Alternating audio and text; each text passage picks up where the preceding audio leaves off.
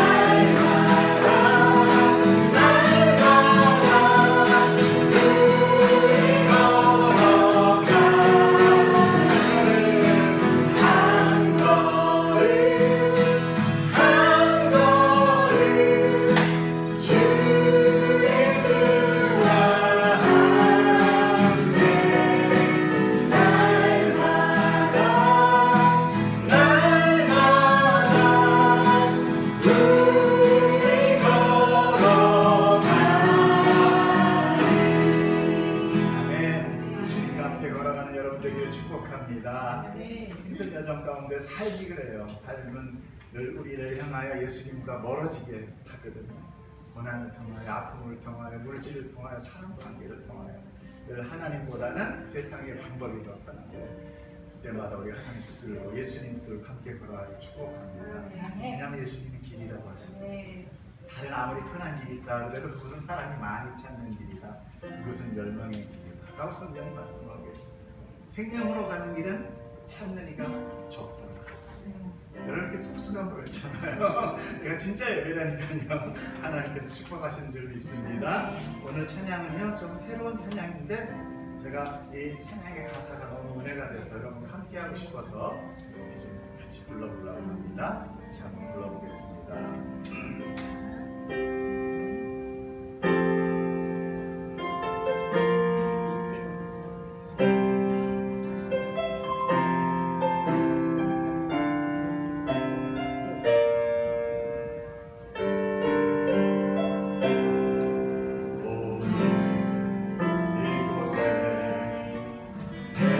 성령님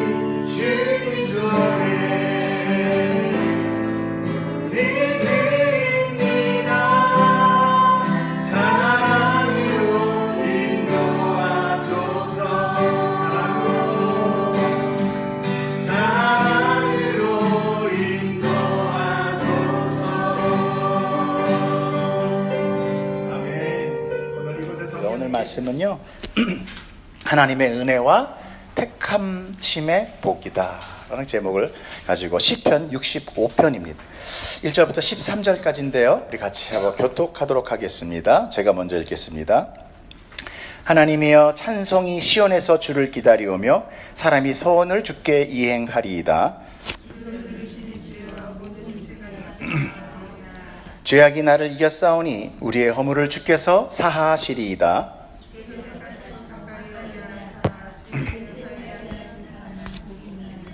우리가 주의 집 곧 주의 성전의 아름다움으로 만족하리이다. 우리 구원의 하나님이시여 땅의 모든 끝과 먼 바다에 있는 자가 의지할 주께서 의를 따라 엄유하신 일로 우리에게 응답하시리이다.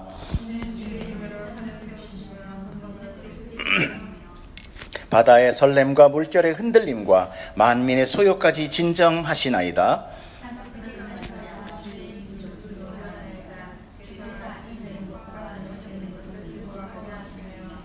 땅을 돌보아 물을 대어 심히 윤택하게 하시며 하나님의 강에 물이 가득하게 하시고 이같이 땅을 예비하신 후에 그들에게 곡식을 주시나이다.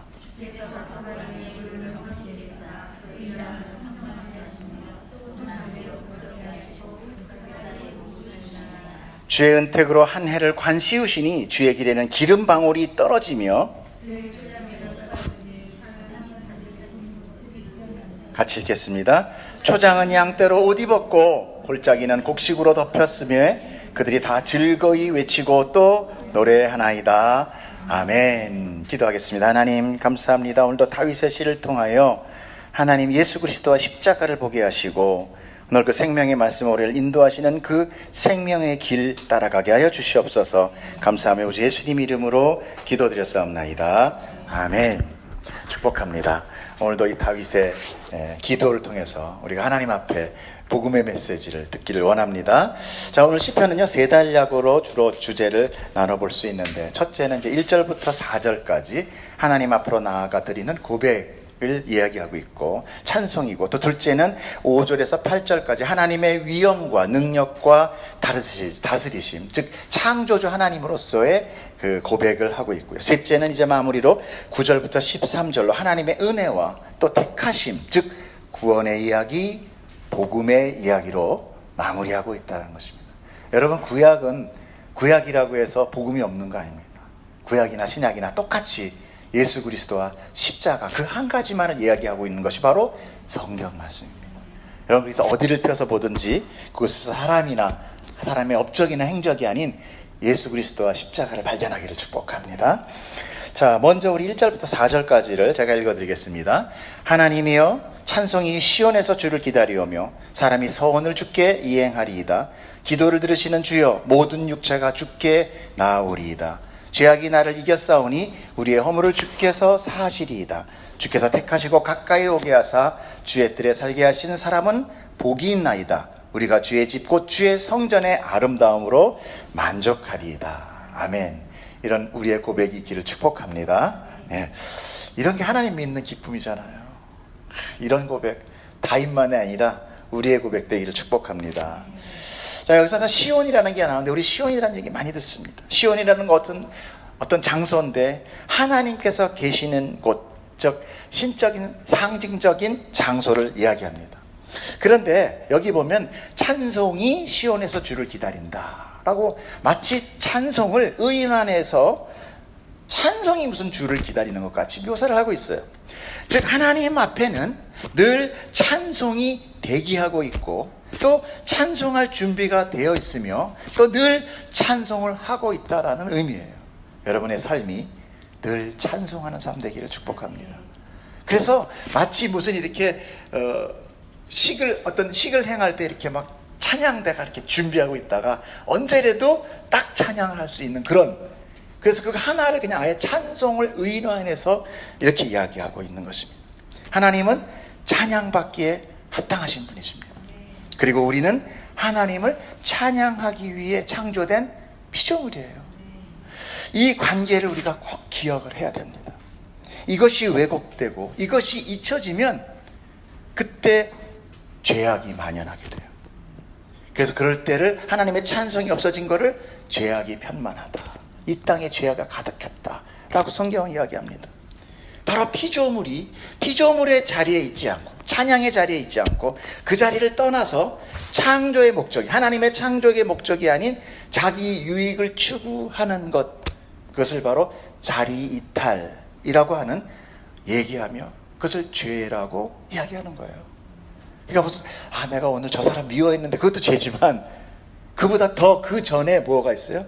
내가 하나님이 창조한 그 목적을 벗어나서 내 뜻대로 살아가는 것, 이것이 바로 죄다라고 얘기하는 거죠. 그러므로 우리가 하나님 앞으로 나아가기 위해서 회개를 한다는 것은 어떤 작은 내 죄를 뉘우치고 용서해 주세요 라고 하는 건 정말 작은, 그리고 근시안적인 것이 아니라 다시 내가 하나님의 창조의 목적의 자리, 그 피조물의 자리로 다시 돌아가 원위치 되는 것, 이것이 회개예요.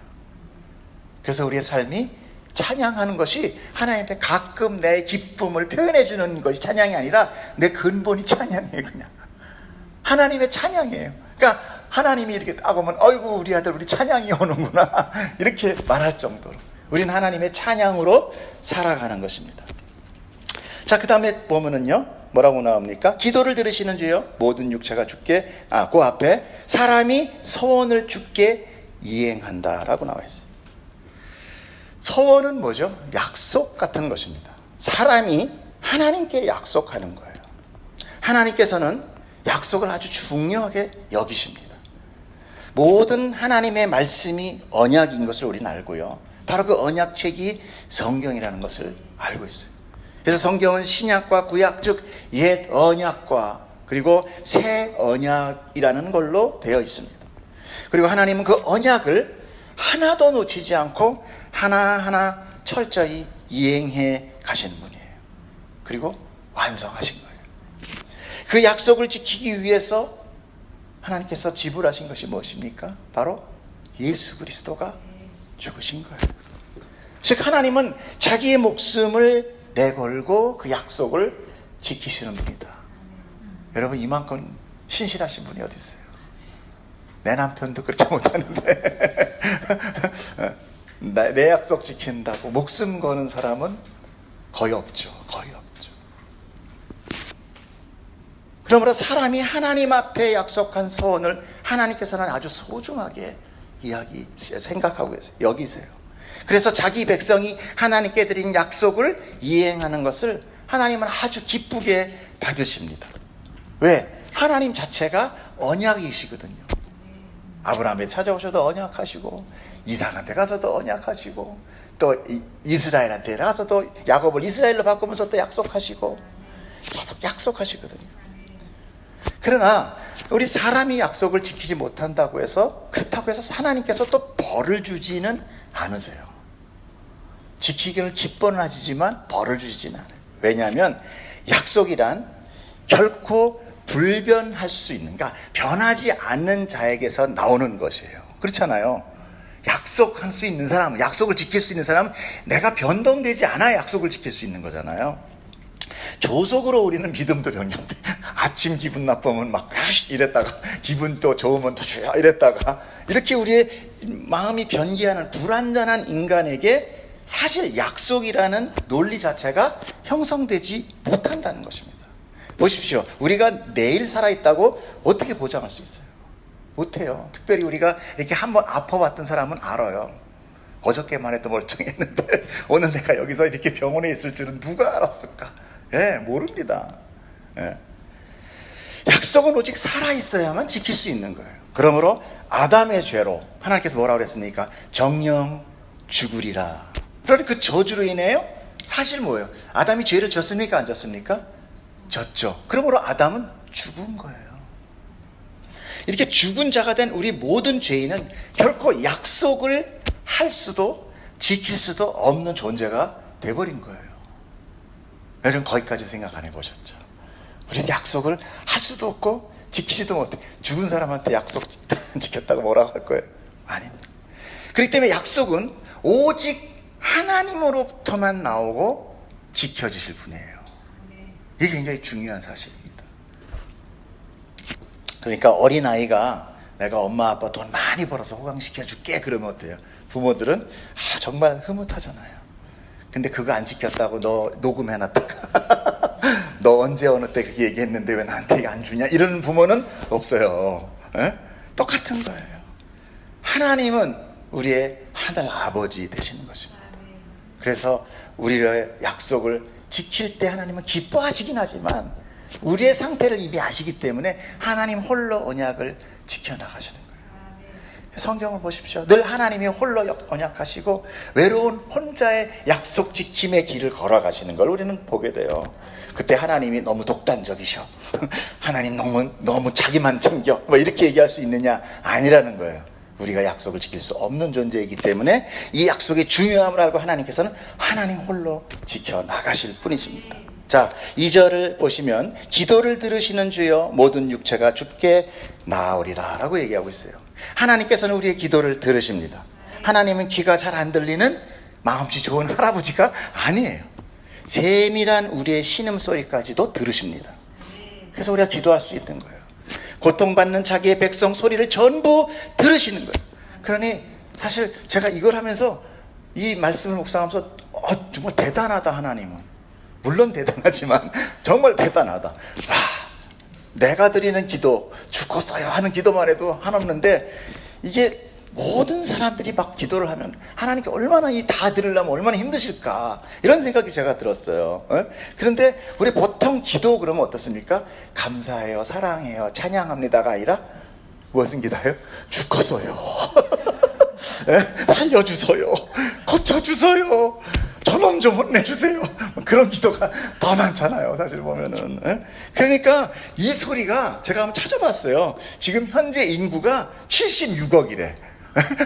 그럼 여기서 예수님 믿는 거 한 40% 잡으면 한 30억이 날마다 이 소리를 하나님 다 들으면 와, 난 미쳐버릴 것 같아. 나 하나님 안 할래. 하루도 안 해. 하나님 정말 힘드신 분이에요.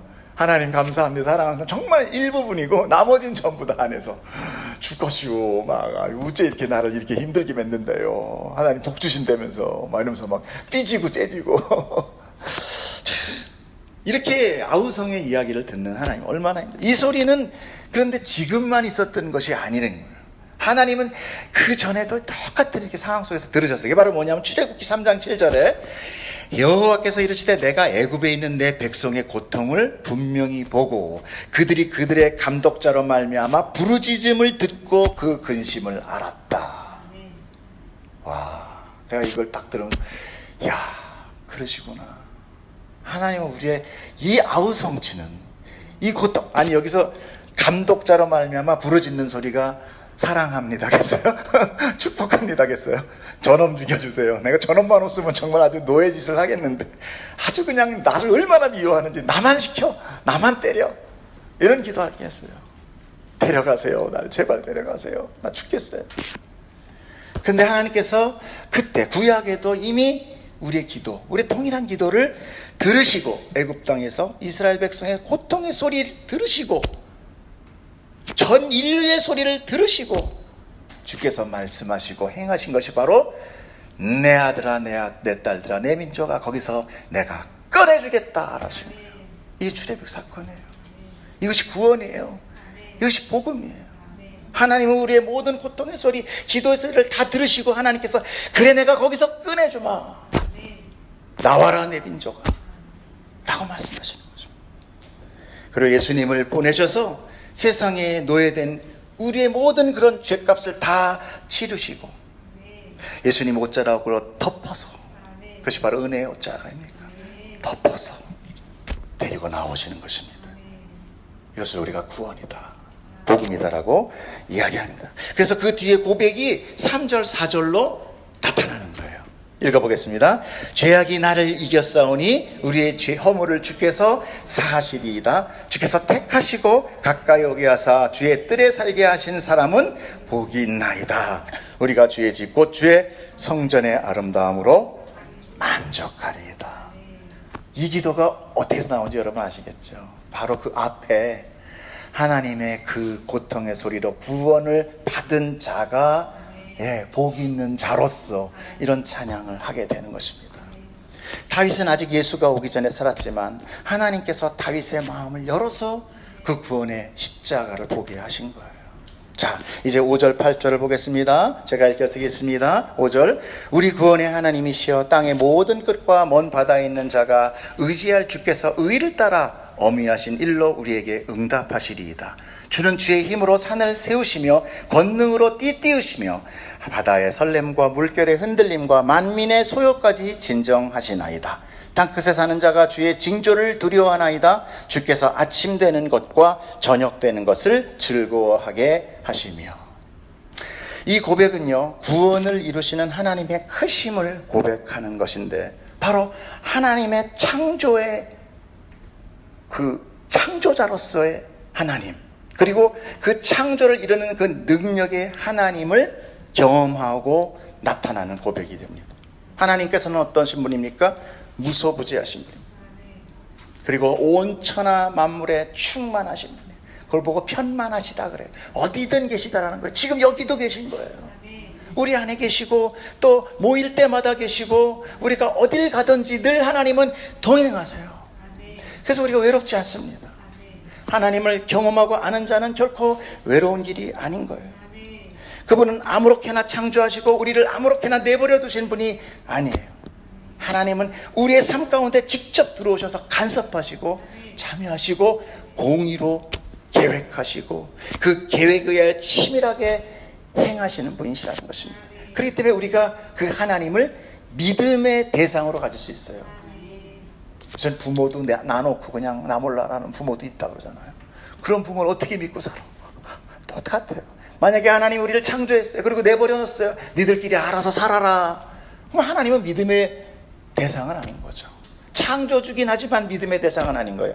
그러나 하나님께서는 모든 것을 계획하시고 그 계획대로 언약하시며 이루시는 분이기 때문에, 약속을 어기시는 분이 아니기 때문에 우리가 믿음의 대상으로 하는 거예요. 무조건 믿어요가 아니라는 거예요. 믿을 수 있는 대상이 되기 때문에 믿을 수 있는 것입니다.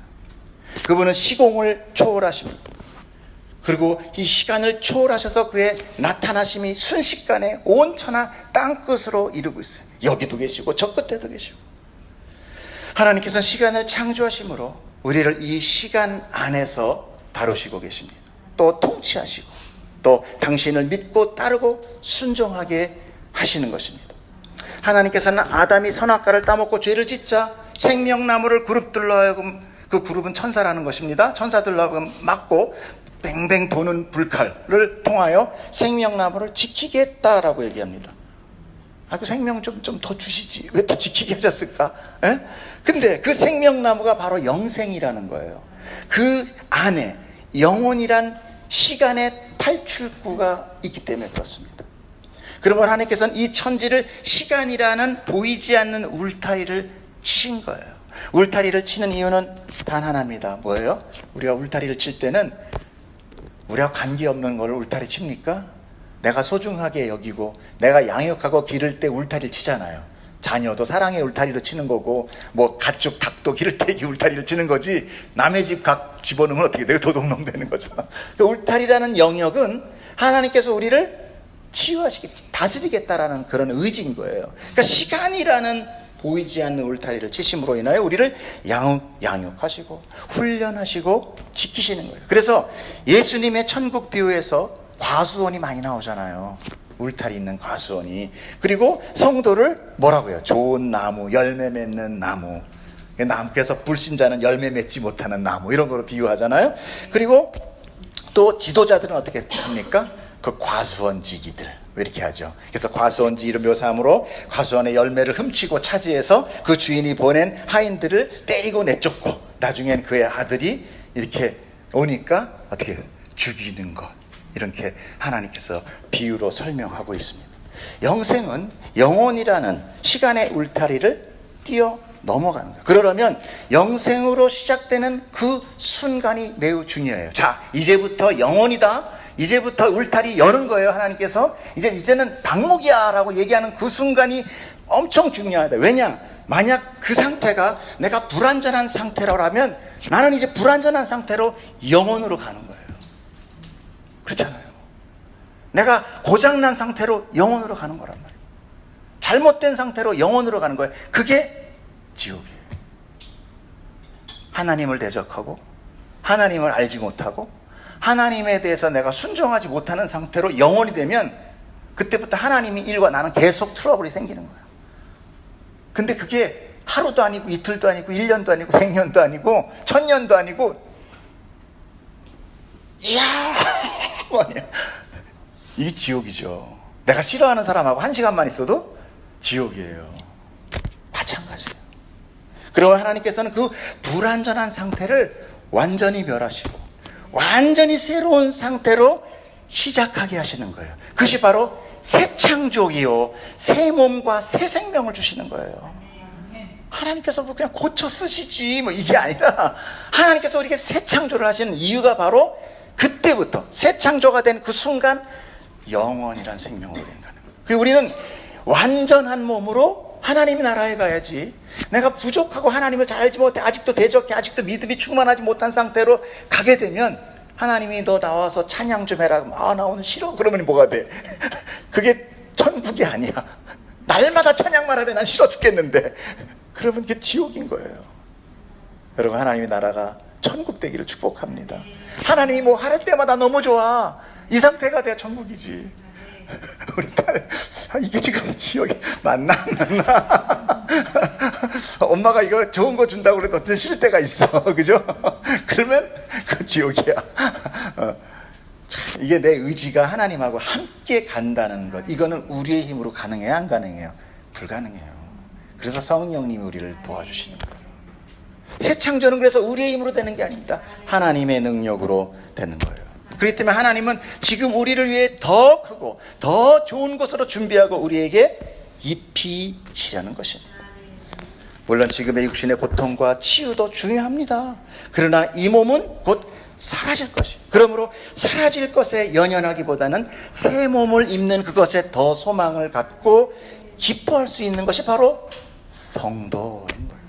우리도 똑같이 병 나야 돼요. 아픈 거 힘들어요. 똑같이 기도해요. 그럼에도 불구하고 우리가 더 큰 소망을 가질 수 있는 것은 하나님의 특별한 성도만이 갖고 있는 특권이라는 것입니다. 그렇기 때문에 우리가 오늘 좀 힘들고 어려워도 이길 수 있어요. 괜찮아요. 왜? 큰 걸 가졌으니까. 우리가 이제 내일 제가 그런 미국에 막 그냥 어떤 엄청 큰 부자 회사에 거의 부사장으로 내가 이제 발탁됐어. 이제 한 달 후면 돼. 진짜 아니에요. 그러면 오늘 내가 조금 밥 한 끼 굶어도 까짓 거 괜찮아. 오늘 걸어 다녀도 까짓 거 괜찮아. 이제 거기 가면 뭐 집도 줘, 차도 줘, 뭐 이제 거기 가면 끝나주는데 뭐 여기서 나 배고프면 돈 다 줘, 사줘. 그럴 여유가 생기잖아요. 근데 여기서 계속 살아 그러면 챙겨야지. 부채를 절대 안 도와줘야지. 나 먹기도 바쁜데. 여러분, 미국이 아니라 우리는 하나님의 나라로 새 것으로 영원히 갈 자들이면 여러분 꼭 믿으시길 축복합니다. 그 소망 가진 자는 여기서 우리가 퍼줄 수 있는 거예요. 괜찮아요. 나 이제 조금 살면 이제 글로 갈 건데 뭐. 집이 누가 갖고 왔다면 집도 줘, 차도 줘, 돈도 줘. 꼭 내가 막 궁유라는 마음에 막 이렇게 사람들을 막 이렇게 막 열심히 내가 정말 내 이름을 높이기 위해서 이렇게 막 이렇게 봉사하고 헌신하는 게 아니라 관심이 없어지는 거예요. 괜찮아지는 거예요. 그냥 잃어버려도 상관없어요. 여러분, 우리 그런 자입니다. 그걸 보고 성경이 뭐라 그래요? 세상이 감당하지 못하는 자. 할렐루야. 자, 우리 마지막 이제 9절 13절을 제가 읽어드리겠습니다. 땅을 돌보사 물을 대어 심히 윤택하게 하시며 하나님의 강에 물이 가득하게 하시고 이같이 땅을 예비하신 후에 그들에게 곡식을 주시나이다. 주께서 밭고랑에 물을 넉넉히 대사 그 이랑을 평평하게 하시고 또 단비로 부드럽게 하시고 그 싹에 복을 주시나이다. 주의 은택으로 한 해를 관씌우시니 주의 길에는 기름방울이 떨어지며 들의 초장에는 애도 떨어지니 작은 산들이 기쁨으로 띠를 띄었나이다. 초장은 양떼로 옷 입었고 골짜기는 곡식으로 덮었음에 그들이 다 즐거이 외치고 또 노래하나이다. 여러분, 이게 무슨 소리입니까? 하나님께서 어떤 땅을 돌보셔서 거기에 물을 대고 윤택하게 하시고 또 강에 물을 가득하게 하며 이 같은 땅을 이렇게 기름지게 만드신 후에 그 땅에 곡식을 심으신다는 거예요. 그렇죠? 그 앞에 나와 있죠? 또 곡식을 뿌린 후에도 그냥 내버려 두는 게 아니라 어떻게 해요? 계속 돌봐주는 이야기가 나오죠? 힘을 매주시고 물을 넉넉히 대주시고 싹이 나도록 도와주신다는 거예요. 여기서 여러분 생각나는 게 뭐 있어요? 바로 예수님의 씨 뿌리는 비유예요.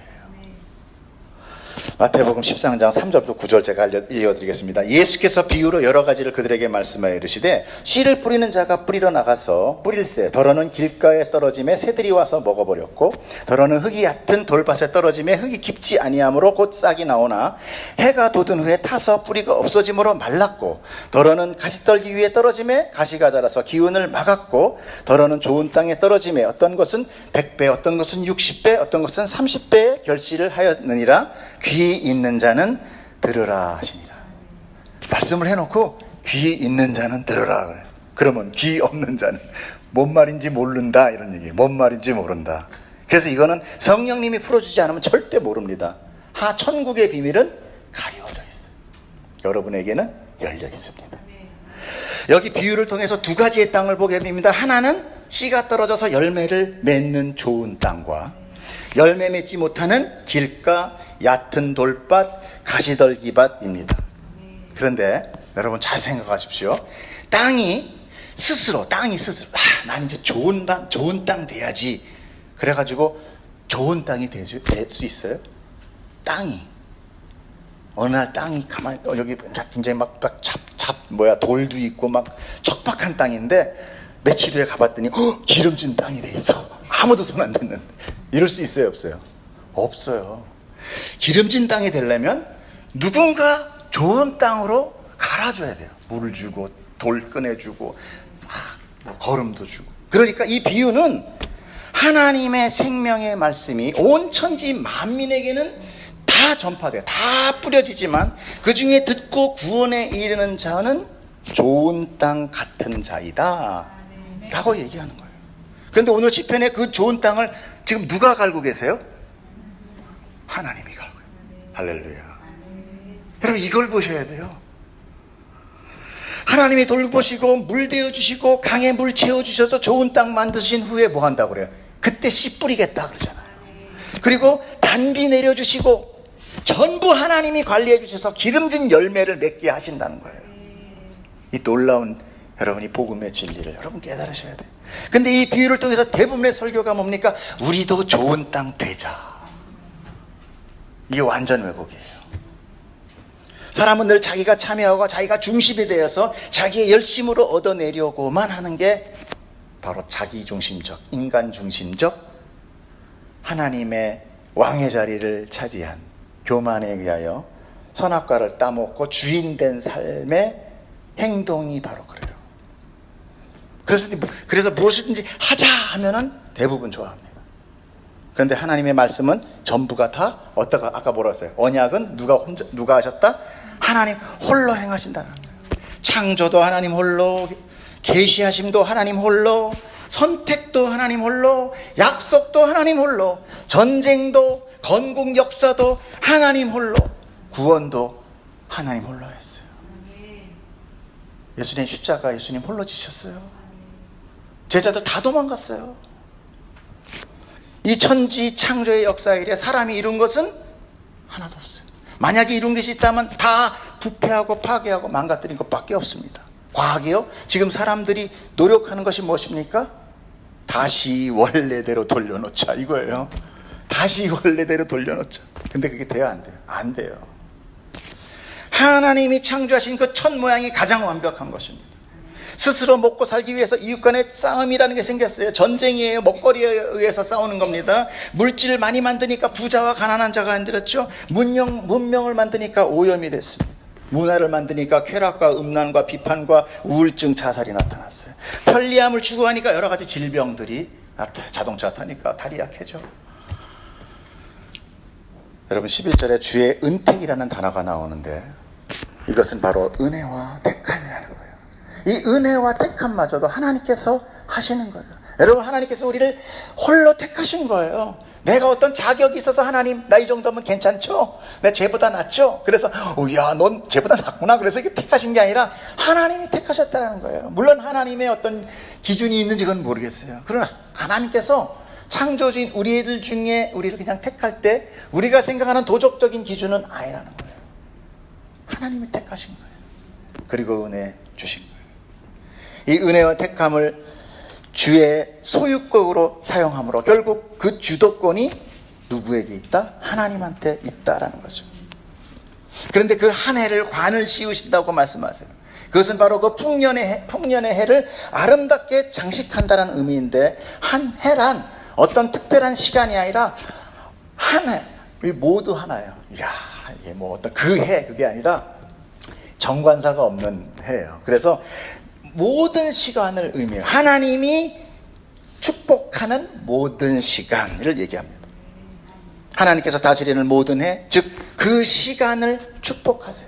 하나님께서는 이렇게 추수한 열매와 사람이 아닌, 보통 우리는 어떻게 합니까? 축복, 열매를 잘 맺으면 그 농부를 축복해주고 그 뭐 과수원을 축복하고 이러는데, 하나님은 그게 아니라 그 시간에 축복을 하고 계세요. 이것이 하나님께서 주시려는 바로 무엇이에요? 안식입니다. 하나님은 어떤 피조물, 어떤 뭘 칭찬 안 하신다는 게 아니라 궁극적인 목적은 우리에게 뭘 하기 위해서? 안식하게 하기 위해서요. 안식이라는 것은 바로 구원이라는 메시지랑 비슷해요. 우리가 원래의 자리, 창조의 자리, 하나님께서 다 창조하시고 보기에 좋았더라 마지막 그 7일째 7일을 7날을 축복하사라고, 창세기 2장 1절에 천지와 만물이 다 이루어지니라. 하나님이 그가 하시던 일을 7째 날에 마치니 그가 하시던 모든 일을 그치고 7째 날에 안식하시니라. 하나님이 그 7째 날을 복되게 하사라고 했어요. 하나님이 이렇게 시간에다가 복을 주신 거예요. 하나님의 궁극적인 새 창조의 목적은 그래서 무엇이냐? 안식이에요. 그래서 이 노아의 심판에 나오니 노아의 원래 이 이름의 뜻이 뭡니까? 안식이에요. 노아가 안식이에요. 여러분, 우리는 그래서 하나님이 우리에게 이 하나님의 나라, 이 모든 것은 뭐냐? 우리의 어떤 노력에 의해서 막 이렇게 막 거머짐에 의한 그런 수고가 아니라 하나님이 주시는 그 영생이란 시간 안에 안식을 축복하시고 계시다는 거예요. 그래서 우리가 그것을 통하여 이제 뭐예요? 기쁨으로 살아갈 수 있는 거예요.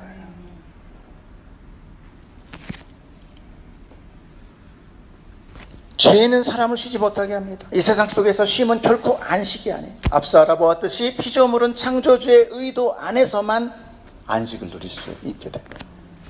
이런 하나님의 안식 안에는 기쁨과 즐거움과 풍요로움과 찬양과 감사가 넘치는 거예요. 그래서 11절, 12절, 13절이 그 찬양의 감사로 이제 마지막을 나타내는 거예요. 같이 읽어주세요. 시작. 주의 은택으로 한 해를 관씌우시니 주의 길에는 기름방울이 떨어지며 들의 초장에도 떨어지니 작은 산들이 기쁨으로 띠를 띄었나이다. 초장은 양떼로 옷 입었고 골짜기는 곡식으로 덮었음에 그들이 다 즐거이 외치고 또 노래하나이다. 아멘. 여러분의 기도가 마지막은 이렇게 찬양과 감사가 되길 축복합니다. 여러분, 승리하세요.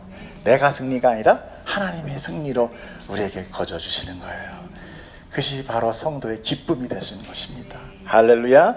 우리 이 하나님의 안식을 소망하며 기도하는 주의 백성 되기를 축복합니다.